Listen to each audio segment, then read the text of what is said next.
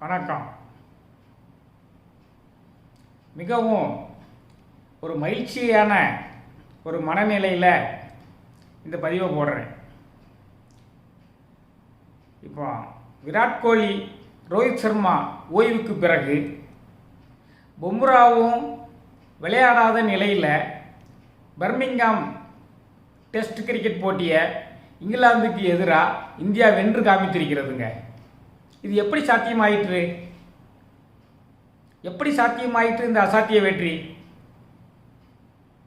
முழுக்க முழுக்க தன்னம்பிக்கையுடைய இளம் அணியாக இது தென்படுகிறது.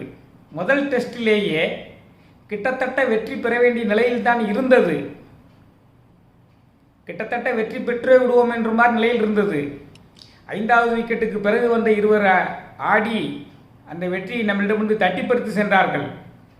அதிலிருந்து பாடம் கற்றுக்கொண்ட இந்திய அணி இந்த முறை அவர்களால் தொட முடியாத அளவுக்கு ஒரு டார்கெட்டை ஃபிக்ஸ் பண்ணிச்சு.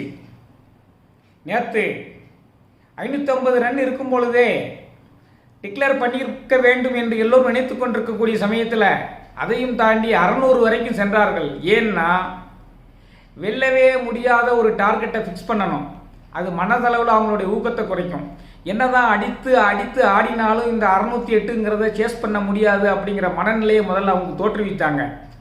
அதுக்கு பிறகு பும்ரா ஓய்விற்காக இந்த ஒரு ஓய்வெடுப்பதற்காக இந்த 2வது டெஸ்ட்டில் விளையாடாத நிலையிலும் 2 வேகப்பந்து வீச்சாளர்கள் ஆகாஷ் தீப், முகமது சிராஜ் அற்புதமாக வீசினாங்க. முதல் இன்னிங்ஸில் முகமது சிராஜ் அற்புதமாக வீசி 6 விக்கெட்டுகளை சாதித்தார். ஆகாஷ் தீப் 4 விக்கெட்டுகளை சாதித்தார். 2வது இன்னிங்ஸில் ஆகாஷ் தீப் 6 விக்கெட்டுகளை சாதித்தார். பெரும்பாலும் கிளீன் போல்டு செய்தார். அவரை பார்க்கும் பொழுது மிகவும் தன்னம்பிக்கை நிறைந்த பவுலராக தெரிகிறது. அவர் அந்த பந்து வீசக்கூடிய ஆக்ஷனை ஸ்லோ மோஷனில் பார்க்கும் பொழுது அவர் கண்ணில் உறுதியும் உடம்பில் உறுதியும் தெரிகிறது. இவர் பன்னெடுங்காலம் சிறந்த ஒரு வேகப்பாய்ந்து வீச்சாளராக முகமது ஷாமி இடத்திற்கு வந்து விடுவார் என்பதில் எந்த சந்தேகமும் எனக்கு இல்லை. அதுக்கு பிறகு எப்படி சாத்தியமாயிற்று இந்த வெற்றி?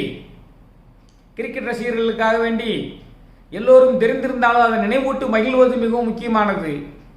அற்புதமான துவக்க ஆட்டக்காரர்களுங்க.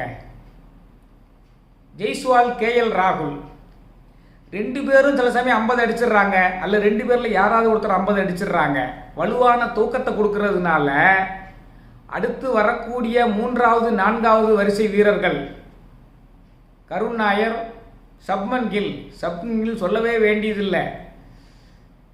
சப்மன் கில் இந்த 2 போட்டியிலையும் சேர்ந்து ரெக்கார்டு ரன்களை குவித்திருக்கிறார். 1000 ரன்களுக்கு மேலே குவிச்சிட்டாருன்னு, 500 ரன்களுக்கு மேலே குவிச்சிட்டாருன்னு சொல்கிறாங்க. அற்புதமான ஒரு பேட்டிங் ஃபார்மில் இருக்கிறாரு. இவங்க கொடுக்குற அடித்தளத்தில் அவங்க எப்படி டெஸ்ட் மேட்ச் ஆடணுமோ ஆட வேண்டிய பந்து ஆடுறாங்க, தடுக்க வேண்டிய பந்து தடுப்பாட்டம் ஆடுறாங்க. அடுத்து வரக்கூடிய ரிஷப் வழக்கம் போல் எதிரணிகளை துவம்சம் செய்யக்கூடிய வேலைகளை செய்கிறாரு. சில சமயங்கள் அவுட் ஆனாலும் பரவாயில்ல, அவர் அந்த வேலையை செஞ்சு இன்னைக்கெல்லாம் அவர் நல்ல ஒரு மொமெண்டத்தை கொடுத்தாரு காலையில்.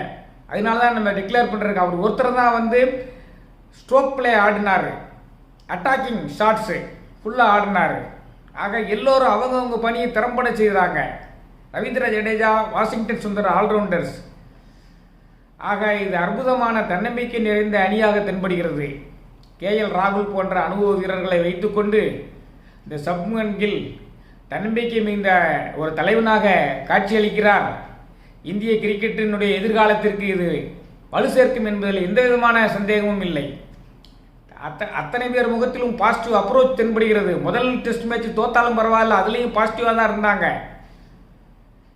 கடைசியில் அந்த 7வது 8 9வது விக்கெட்டுகள் அடித்தாட வேண்டும் என்று விக்கெட்டுகளை சீக்கிரமாக இழந்ததுனால அதில் முதல் டெஸ்ட்டில் ஒரு 100 ரன் குறையா டார்கெட் ஃபிக்ஸ் பண்ணதுனால தான் அவங்க தோல்வி அடைய நேர்ந்தது.